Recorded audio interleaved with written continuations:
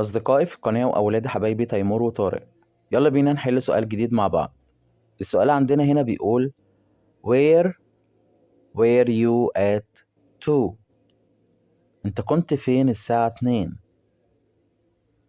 هنا الإجابة عندنا بيقول the beach، يبقى إيه؟ على الشاطئ. يبقى Where were you at 2؟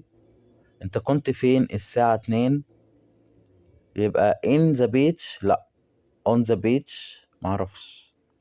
at the beach لأ. to the beach معرفش. يبقى هي المفروض هنا بنقول ايه؟